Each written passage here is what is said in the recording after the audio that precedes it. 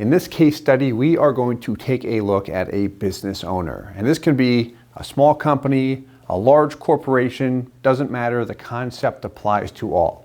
Now, if you are a business owner, let me know if you've ever felt like this, where you own a company, you're growing it over time, you're trying to get that to that next level. You've done really well to get where you're at right now, but you see your competitor starting to catch you. You keep hitting a wall. You doubled, tripled in revenue every year. Now all of a sudden you're flatlining. You're at a high number, but you're like, hey, why am I not growing like I used to? I'm optimizing my time, but all of these little things pop up all the time that do tend to slow me down quite a bit. But man, if I could just have more people like myself or a couple top tier executives or managers that could free up my time and almost read my mind, then I could just move forward at full speed. That's how a lot of small businesses grow over time. They get those executives or top managers that, one, you feel like they can read your mind because they're very good, but two, they're better than you in many areas. That's really how a company grows. So the point to this case study is, as you find that top talent that can help the company grow, and you invest everything you have into them as well, so they grow as an individual and they have a stake in your company in one way or another. We're going to show you how to do that here. Now they've got that ownership and that sense to say, hey, I've got something with Steve or the owner of this company as well. So the question is, finding that person and developing them is one thing, but why so many companies flatline and they can't get to that next level is often these executives, top level managers leave for a better opportunity because the grass is always so greener on the other side, right? Yeah, only if it was. So how do companies utilize cash value life insurance so successfully? Because a lot of big banks, corporations do this, small businesses do it that are aware of it, individuals do it.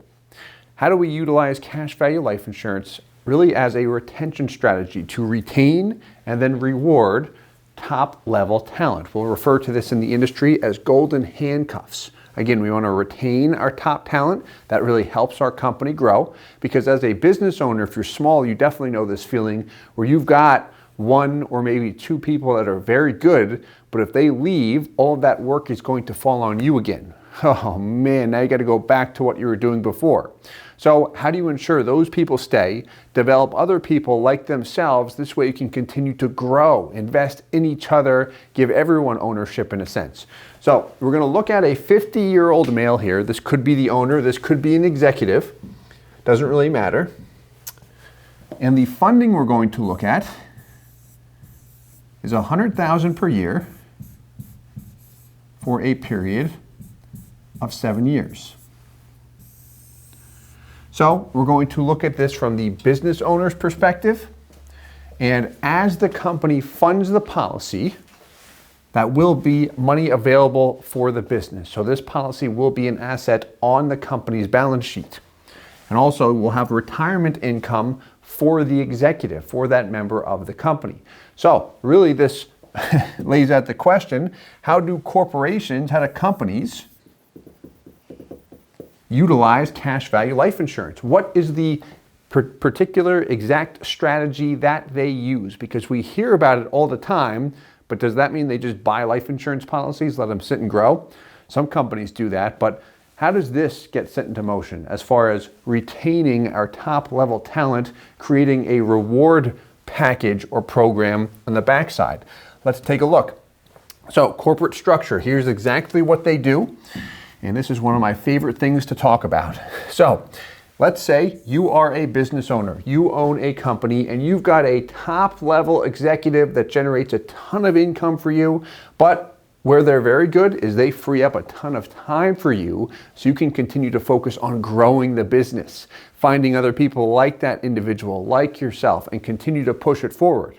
So this top level executive, and this can be one, this could be 30 people, depending on the size of the company, is very, very valuable. You want to make sure they do not leave, or especially that they don't go off and become competition in one way or another.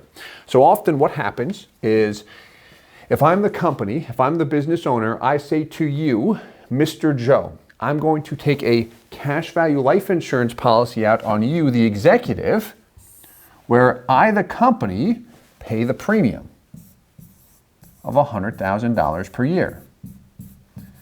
I, the company, own the policy. I'm the owner, so I have access to the cash value. I, the company, am the owner, so I designate myself as the beneficiary. That means you, Mr. Executive Joe, if you die, this death benefit flows back to me, the company. So there is life insurance on you. However, there's no benefit to you. Some companies do say, hey, Mr. or Mrs. Executive, we are going to give you a 1 or 2x salary, meaning if you die prematurely, we will promise to pay your salary or 2x your salary to your family. That's what is referred to as a split dollar plan.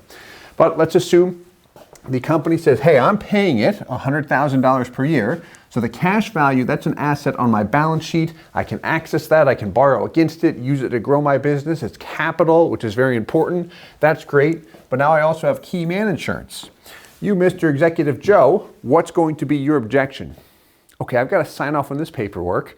I may or may not have to go through a medical exam depending on the size of the company and how many policies are being taken out. Let's say I do have to go through a medical exam. What's the objection? I go through an exam, I've got to take a life insurance policy out myself. Yeah, you pay it and all, that's great. But the only benefit I see is if I die, again as the executive, you cash in. Like, what's in it for me? Naturally, that's going to be the question. So what happens here, again, is the company pays the premium, has the cash value, death benefit flows back to the company. Is as follows. Eventually, Mr. Executive Joe is going to retire. I, the company, say to you, Mr. Executive Joe, if you stay with me for the predetermined vesting period, that vesting period could be 10 years, that could be 20 years, could be age 65, could be performance-based. The vesting period is determined by the company, not by the executive, not by the insurance company, by the actual business owner when we put this agreement, this plan into force. So if you stay with me for the predetermined vesting period, Mr. Executive Joe, I'm going to pay you a retirement benefit from age 65 to 90, could be 65 to 80, could be age 65 until we expire, until death. I'm going to pay you $50,000 per year. This could also be $100,000 per year, depends on how we fund the policy, how much the company is looking to beef this policy up over time. So in this example, we'll assume $50,000 per year from age 65 to 90. Now, here's some bullet points to be aware of. The $100,000 premium payment. If the company wants access to that cash value, to have it be structured as a non-qualified plan, has to be a traditional life insurance policy optimized for cash value, which we'll go through the design here. But to do that, that is not, or this is not a tax deductible transaction. It is possible to set up a life insurance policy where we can deduct the premiums if you place it in a qualified plan, but then you give up access to the equity, to the cash value over time. Most companies don't like that. So this is not tax deductible on the payment end, on the front end. However, when the company pays this retirement benefit to the executive, that is booked as a compensation expense. How they will do it, however, is the company will pull the $50K from the cash value of the policy that has been built up over time. Meaning we grew that cash value. Now, at the executive's retirement, so he's 50 when he starts the policy, age 65 is when we start the income, we take out $50,000 per year as the business owner, but it does not impact the cash flow of our actual business because we're pulling it from the cash value that we built up in that policy over time. So now we don't have to worry about paying someone who's no longer producing income for the business. However, that payment from the cash value to the now retired executive is booked as a compensation expense. Therefore, it's tax deductible on the back end. That $50,000 is taxable to the retired executive, tax deductible to the corporation. Now, when it comes to tax talk, always consult with a CPA or an attorney. This is not tax advice. This is just from my experience and seeing how a lot of corporations actually put these plans in action. So a little bit of info we went through here, quite a bit actually. Let's see some actual numbers to this to see how it works. One thing I've got to touch on as well.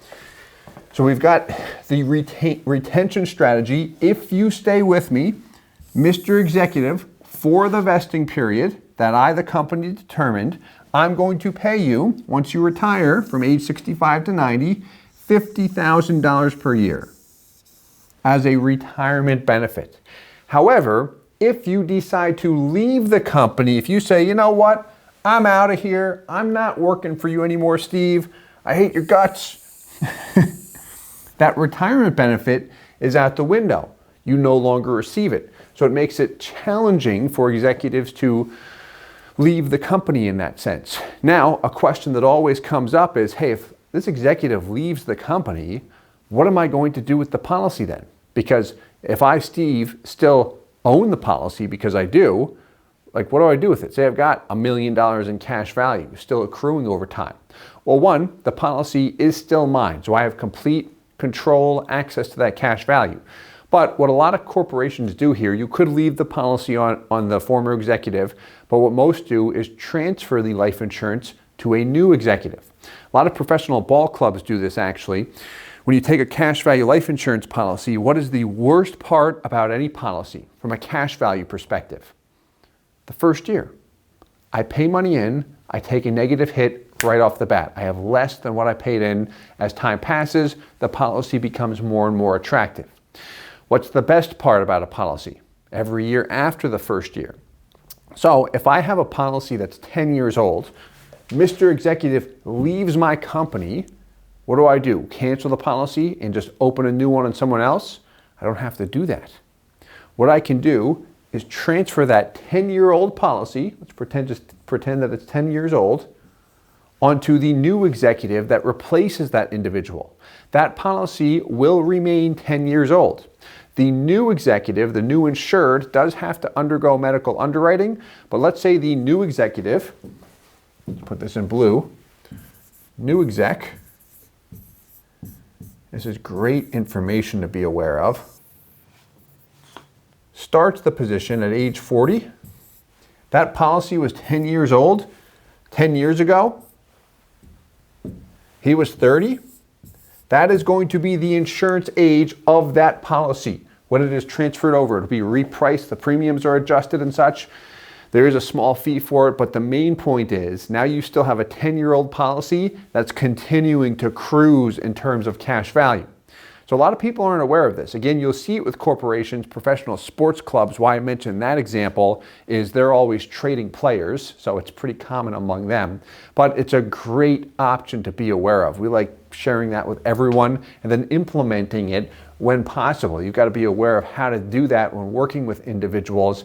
Great option to be aware of. Not, I'll say this, and I don't mean to ruffle feathers here. A lot of people don't like doing that in the business because there's not a new compensation generated. Anyway, let's look at this plan in action. So, what we've got here, age 50 male corporate plan. On the left, we see a policy where he is paying, where the company is contributing $100,000 per year for 7 years. Corporation said, hey, I don't want to have to pay into this for a long period of time. This is very common with corporations, has been for a long time, where they'll set the product up where they fund it for a short period of time. They may have the option to continue to pay into it, but often they'll say, okay, let's rapidly fund this. We've got a bucket of cash we can set aside to purpose towards these products. We've got the executive benefit. Let's fund it here for 7 years. Maybe it's 5 years, maybe it's 10 years. You can do it however you want. Right off the bat, this is a traditional product where corporations will typically use a corporate-based policy, a little bit richer cash value right off the bat, but here we go, about 90%, 89% of the payment available right off the bat, $100,000 in, $89,000 in cash value, breaking even between years 3 and 4. If you've seen our content, you know that we do this for everyone on the individual and corporation side. we'll use a similar design where we are maximizing the cash value because this is what people are interested in. I have the death benefit as well, short-term and long-term, but now I've got my equity available for me. Now I can actually put it in use. So if an opportunity pops up, if I say, hey, I want to dump $500,000 into marketing because there's a huge opportunity or I don't see people taking advantage of something right now, I want to hit the marketplace hard while there is still time, and all of a sudden, I've got the access to do that because as the company, I am the owner of this product and I can do whatever I want with the cash value.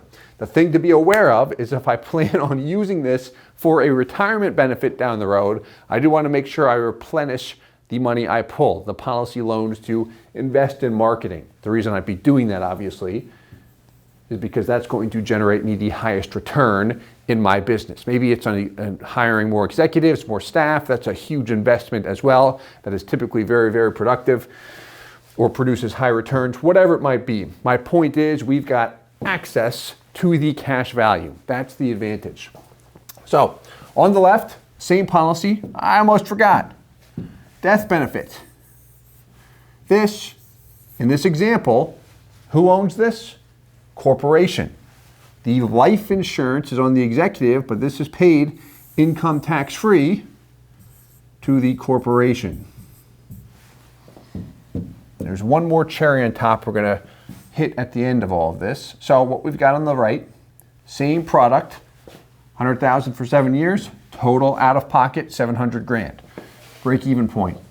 Death benefit. We dropped it at year 8 just to reduce the insurance expenses and optimize the cash value. That is optional. We don't always do that. Depends on the company and if they need to maintain a certain death benefit as key man insurance on their executive. Now, what we looked at here is $50,000 per year dispersed in income. So let's explain these columns here. Here's the annual income, $50K per year, coming from the company, paid to the executive, booked as a compensation expense, not impacting the business owner's actual cash flow. Here are the cumulative payments over time. So this is how much is dispersed from the policy and paid to the executive. Here's the cumulative policy payments. So from a policy transaction standpoint, we are taking policy withdrawals, then we are taking loans and paying nothing back. Now, if you're in the industry, you likely know that this illustration was run somewhat conservative when you look at the income coming out. We're not with a corporate-based retirement strategy. Supplemental executive retirement plan is what it's referred to in the industry. We're not going to take the maximum income from a policy in these cases. And the reason why, so we took income through age 90 in this example. The reason why is we want to make sure there's always a sizable death benefit intact. And the reason why, so if I'm the company, if you're the business owner, I'm your executive, you took this policy out on me, you had access to the cash value all the way through, I retire, I say, hey, I put my time in with you. I got you to that next level. You're the leader of the industry now. Your company is now Amazon in your industry. Amazon's in almost every industry now. Where's my retirement benefit? The $50,000 per year. What this negative $550 means? It means you paid in $700,000, pulled that $700,000 out from the policy, plus another $550,000. Upon those distributions from the life insurance policy, for the company, there were no taxable events there, no taxable transactions, all tax-free disbursements, assuming this was a non-MEC, which it was. $50,000 up until age 90. Cumulative payments to me, your former executive, $1.25 million. Now, cash value, about $850,000, and death benefit is between $1 and $1.1 million if I live to 100.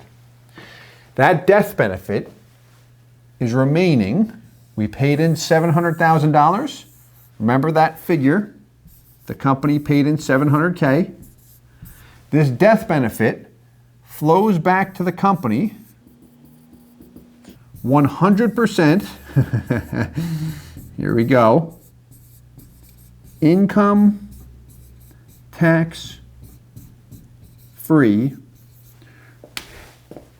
which serves as a form of cost recovery. It has to be more than $700,000 because over time we've got to deal with inflation that's going to occur. So we built in an extra 300 grand here, almost 400 actually if we die at 90. Point being, that flows back to the company. Cost recovery recovers the $700,000 you paid out, and some also comes back tax-free, and you continue to repeat the process. If I die earlier, let's say I die at 85, death benefits 1.2. Cost recovery and a bit more because now we've dispersed a lesser amount, but we get our 700 back and some completely tax-free. Refill the bucket and repeat the process. Here is how supplemental executive retirement plans work. The benefit to your executive over time, you retained him and then rewarded him on the back end, golden handcuffs. This can be done with other vehicles other than life insurance. Life insurance works well really for that cost recovery provision, but then also you've got the cash value as an asset in the balance sheet. You've got the guarantees, the fixed, safe, liquid asset that just continues to grow, and it's kind of hands-off. Right? Most business owners that we work with do not want to have to think about something going wrong down the road where they've got to now devote time and attention to it. Right? Our time and attention is focused on our business, not this stuff. So the fixed asset just continues to appreciate over time, giving us the means to focus on what we want to focus on. I know that's very valuable to me. We could just sum it up with this word: time. So there is the overall model. Forgot this important word here. Cost recovery. We'll just call it cost recov. And that is our case study for a 50-year-old male, more so how corporations utilize cash value life insurance. So I had a ton of fun with this one. I always like talking about this stuff. If you have any questions, feel free to reach out anytime. If you'd like to see personalized models, larger models than this, maybe it's a pure COLI or BOLI. We do have experience in that field, those fields I should say. But again, feel free to reach out anytime. And as always, I hope this helps. Hey guys, Steve Parisi here. If you enjoyed the content you just saw, please subscribe, like, and hit the notification bell for future videos. If you'd like more information or to see some custom policies for yourself, feel free to call or email our offices at the contact information below.